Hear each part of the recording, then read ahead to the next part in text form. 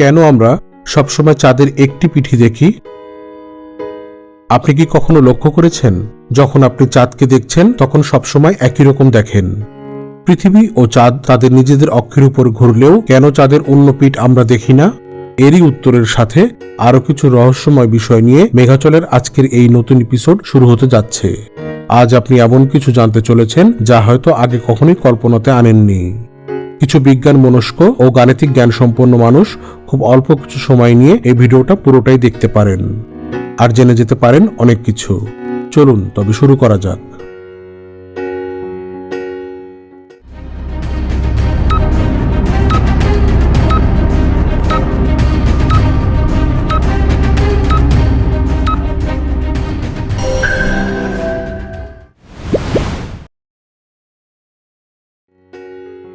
চাঁদ পৃথিবীর একমাত্র উপগ্রহ।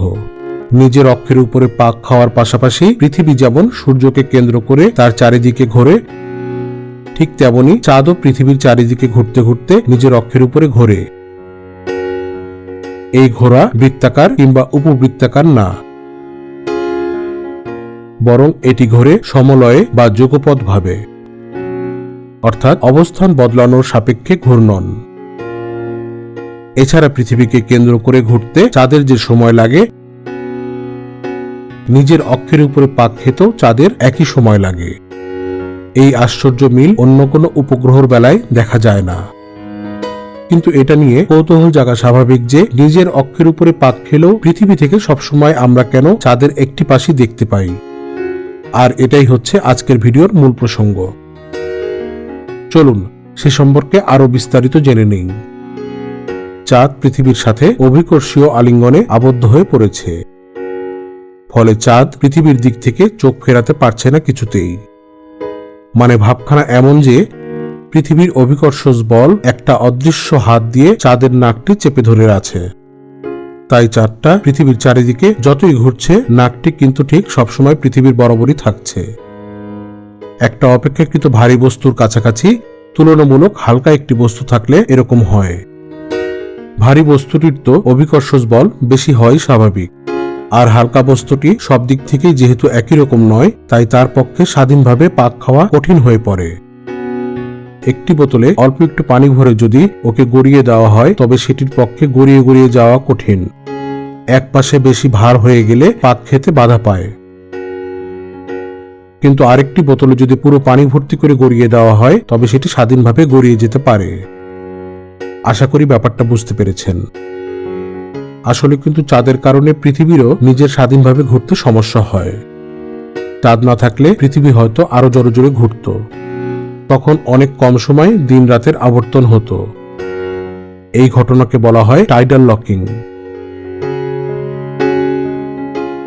সহজ কথায়, পৃথিবীর অভিকর্ষজ বল বেশি হওয়ার কারণে পৃথিবী চাঁদের ঘূর্ণন শক্তি এমন ভাবে কমিয়ে দিয়েছে যে, যাতে করে চাঁদ পৃথিবীর চারিদিকে পরিভ্রমণ করতে এবং নিজ অক্ষের চারপাশে একবার ঘুরতে একই সময় নেয়।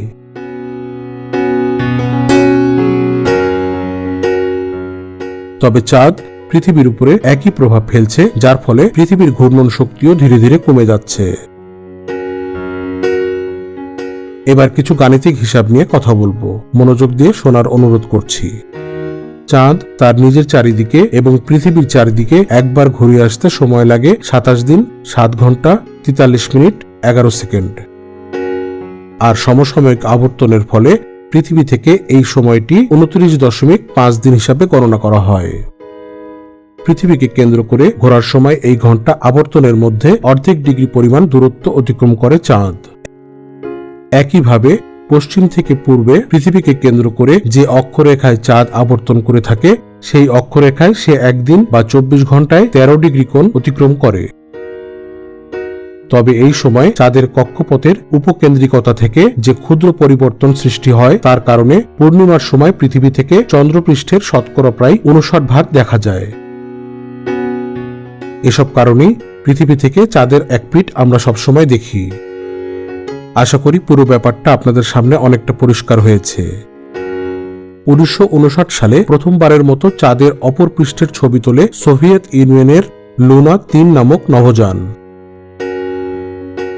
তবে অতি সম্প্রতি ভারতীয় মহাকাশ গবেষণা সংস্থা ইসরো তাদের চন্দ্রযান 3 পাঠিয়েছে, যা চাঁদে না দেখা অঞ্চলে অবতরণ করে ব্যাপক তথ্য এবং গবেষণার নতুন দ্বার উন্মোচন করেছে। এই সম্পর্কে মেঘাচলের একটি ভিডিও রয়েছে। ঠিক এই মুহূর্তে ভিডিওর উপরে ডান কোণে যে আইকার্ড দেখা যাচ্ছে সেখানে ক্লিক করলে ওই ভিডিওটি দেখতে পাবেন, অথবা এই ভিডিওটির শেষে এন্ড স্ক্রিনে থাম্বনেলে ওই ভিডিওটির লিংক দেওয়া থাকবে। দেখার অনুরোধ রইল। তবে এখন পর্যন্ত আবিষ্কৃত হয়েছে চাঁদে বাতাস কিংবা পানি কোনোটিই নেই, ফলে সেখানে জীবের অস্তিত্ব থাকাও প্রায় অসম্ভব। এখন পর্যন্ত চাঁদ সম্পর্কে অনেক কিছুই রয়েছে আমাদের কাছে অজানা। তবে ভবিষ্যতে বিজ্ঞানের অগ্রযাত্রার কারণে হয়তো আমরা পৃথিবীর এই একটি মাত্র উপগ্রহ সম্বন্ধে আরো অনেক কিছু জানতে পারব। এমন কিছু কথা যা এখানে আলোচনা করা হয়নি, কিন্তু আপনি হয়তো জানেন, তবে অবশ্যই কমেন্ট করে জানাতে পারেন। মেঘাচলের আজকের এই এপিসোডটি যদি আপনার কাছে ভালো লাগে তবে একটি লাইক এবং ভিডিওটি শেয়ার করতে পারেন। এমন অজানার বিজ্ঞান ভিত্তিক রহস্যপূর্ণ ভিডিও আরো দেখতে চাইলে মেঘাচল চ্যানেলকে সাবস্ক্রাইব করে রাখতে পারেন। আর যারা ইতিমধ্যে মেঘাচল চ্যানেলকে সাবস্ক্রাইব করেছেন তাদের প্রতি কৃতজ্ঞতা এবং অভিনন্দন।